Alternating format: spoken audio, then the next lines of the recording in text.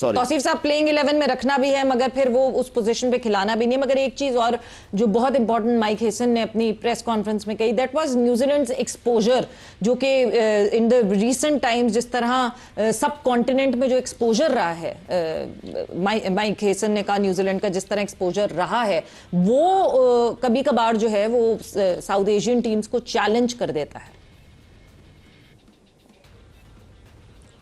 जी हाँ, ये बात तो उन्होंने ठीक की है। और दूसरी बात ये है कि ज़ाहिर है जब आप किसी प्लेयर को खिलाते हैं तो उसका यूज़ क्या करना है ये सब है। और अभी शाहिद ने जितनी बातें की बिल्कुल, और क्या यूज़ है उसका, और यूज़ कहीं नज़र नहीं आ रहा। अगर वो आता है, अगर वो खेलता है, अव्वल तो जैसे बात की कि तो जगह ही नहीं बनती। अगर आप नीचे लेके जाते हो कोई जगह नहीं बनती। या तो बड़े फॉर्मेट में होकर के क्रिकेट हो, चलो बर्दाश्त कर लेंगे, लेकिन यहाँ कहीं भी।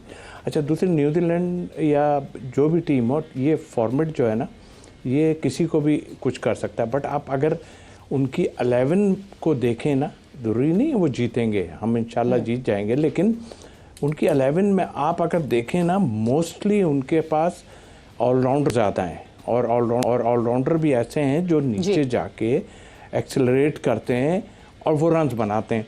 तो मेरा ख्याल है कि वो जो ये बातें उन्होंने की हैं ना, तो मुझे ऐसा लगता है कि अभी जैसे उन्होंने एक अल्फाज, शायद मुझे नहीं पता कि ख्वाजा ने वहाँ ये अल्फाज कहा है कि हम जो है सलमान अली आगा को फिट कर रहे हैं। फिट का लफ्ज़ इस्तेमाल किया उन्होंने। तो ये फिट का तो चक्कर होता नहीं ना। आपने जिसलिए हटाया है वो आपको पता है क्यों हटाया है। और बिल्कुल ठीक कह रहा है कि अगर ऊपर उसकी जगह नहीं बनती तो कहीं भी नहीं बनती। मुझे ऐसा लगता है कि चारों तरफ से एसमैन को भी, हमारे कोच को भी जो है घेर लिया गया है, और ना चाहते हुए भी वो अब बाबर को डाल रहे हैं, जो फीलिंग मुझे नज़र आ रही है। तो भैया ये आप लड़ाइयाँ पहले कर लेते सारी, बाद में क्यों कर रहे हैं? जब बिल्कुल ही हम लबे बाम आ चुके हैं तो आप ये लड़ाइयाँ अभी करने का फ़ायदा नहीं है यार। देखें, दूसरी टीमों को देख के भी सीखता है आदमी कि क्या है। आप सुन रहे हैं कि टीम चेंज नहीं हो रही, मेरे हिसाब से तो आप अभी वेदर को देखेंगे, और वेदर में क्या आपको करना है। ये होता है कि जब वेदर ऐसा हो, थोड़े ओवर और इससे भी जो है वो कम हो जाते हैं, तो फिर आपको पहले फील्डिंग ही करनी पड़ती है। बॉलिंग आप नहीं करते और कम होने के बाद, मेरे हिसाब से नहीं होता है। इसलिए कि आप एक टारगेट सामने होता है, सिंपल बात है कि उसको आप चेस करते हैं सारा।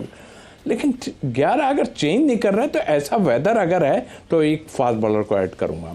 मैं फास्ट बॉलर को ऐड करूंगा। नाफे की कोई जगह नहीं है ऑनेस्टली, जो है कोई कहाँ आप वो बोतलें फेंक रहे हैं, ठीक है मैं आउट हो गया, वो क्लियर कर रहे हैं बातों को। यार खिला क्यों रहे हो भाई जब आप बोतलें फेंक रहे हो? और उनको भी सोचना चाहिए, नाफे को खुदा करके हमें मिला है भाई, कोई ज़रूरी थोड़ी है कि आप चलाओ। आपका काम अभी नहीं है, आपके साथ जो खड़ा है वो 100 के करीब खेल रहा है सारा, और आप चला के चले आ रहे हो। तो आई थिंक मेरा ख्याल है कॉम्बिनेशन ठीक खिलाएंगे तो। और ये फ़र्क, ये सोचना कि वो अभी आए हैं न्यूजीलैंड ने बहुत टूर किए हैं श्रीलंका के, और उनको सब वहाँ का पता है। बहरहाल आई होप इंशाल्लाह नाफे की इंक्लूजन, तौसीफ साहब ऐसा लगता है कि एक नी जर्क रिएक्शन था इंडिया के खिलाफ, बट माइक हेसन ने एक्चुअली कहा क्या, जरा वो दिखाते और सुनाते हैं और उसमें जरा और डिटेल में बात करते हैं कि और क्या। बिल्कुल जी, एक तरफ जहां माइक हेसन ये भी कह रहे हैं कि हमें मिडिल ऑर्डर में बेहतर बल्लेबाजी की जरूरत है, बट जहां पे शायद नाफे को लाने की बात की है, ऐसा लगा जैसे ये नी जर्क रिएक्शन था इंडिया के अगेंस्ट जिस तरह कोलैप्स ट्रिगर हुआ, तो शायद ये चीज उसका एक्शन था नामीबिया के खिलाफ कि हमने बैटिंग को इतना बढ़ा दिया और हमने बॉलर कम कर दिया है। वो रिएक्शन अब शायद स्टेबिलिटी आपको लगती है कि नामीबिया के अगेंस्ट जीतने के बाद थोड़ा सा स्टेबलाइज होके हम वापस एक बैटर कम कर दें और एक बॉलर बढ़ाएं?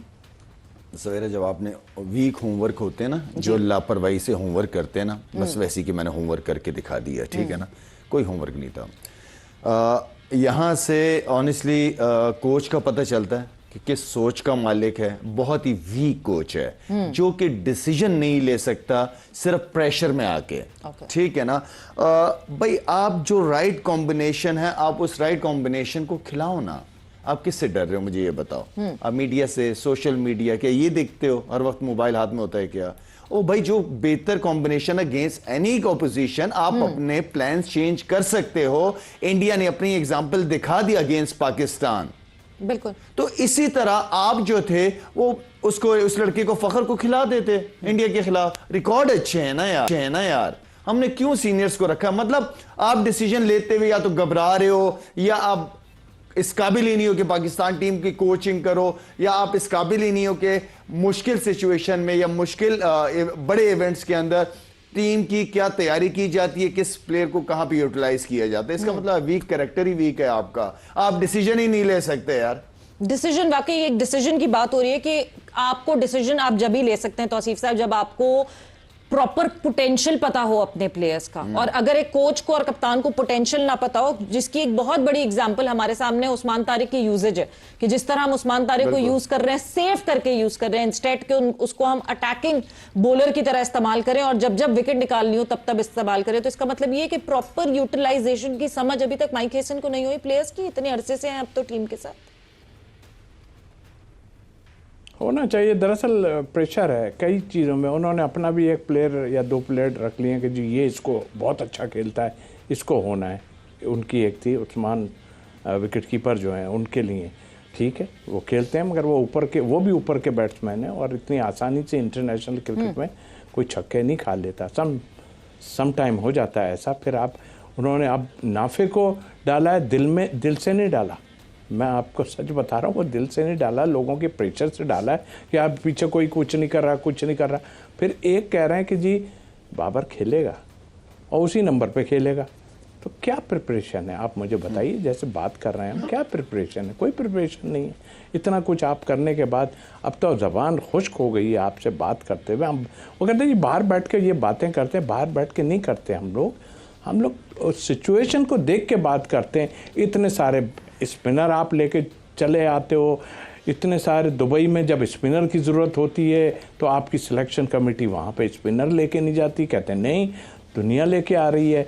तो मतलब ये प्रिपरेशन। और फिर क्रिकेट बोर्ड को मैं ज़रूर क्रेडिट दूंगा कि उन्होंने इस अरसे में कोई एक्सक्यूज़ नहीं छोड़ा, इसलिए कि इतने सारे मैच अरेंज कर दिए 2020 के कि सबको प्रैक्टिस। और फिर देखें अगर पाकिस्तान प्रैक्टिस नहीं कर सका तो कोई बात नहीं, हम तो इतने टाइम में बारिशें होती रहती थी, इंडोर में जाके हम प्रैक्टिस कर लेते थे, ख़त्म हो गई बात। और इतनी हर वक्त तो प्रैक्टिस नहीं होती ना, एक दिन पहले मैच के आप ठीक है वार्म अप करते हैं, बल्कि बचाते हैं अपने लोगों को कि कोई अनफिट ना हो जाए। ज़्यादा हार्ड ट्रेनिंग नहीं होती, कुछ नहीं होती कि सुबह हमने इनको खिलाना है कि ऐसा ना हो कोई अनफिट हो तो हमारा मेन प्लेयर। लेकिन मेन प्लेयर तो आपका हिसाब किताब नज़र ही नहीं आ रहा ना कुछ। उस्मान तारिक की आपने बात की, यस गलत यूज़ कर रहे हैं ना, वो चाहते हैं कि पिट जाए वो किसी तरह। मैं तो आप सच बोल रहा हूँ यार, इस तरह नहीं। हम तो हमारा कोई वो थोड़ी है, हम तो कहते हैं भाई बिल्कुल उसके पोटेंशियल पे अगर उसको इस्तेमाल नहीं करेंगे इट वुड बी यूजलेस। अब क्या तरीका होना चाहिए आर प्रेमदासा में खेलने का? बिकॉज हम सिनालीज में खेलते रहे हैं, एक मैच हमने इंडिया के खिलाफ जो है वो आर प्रेमदासा में खेला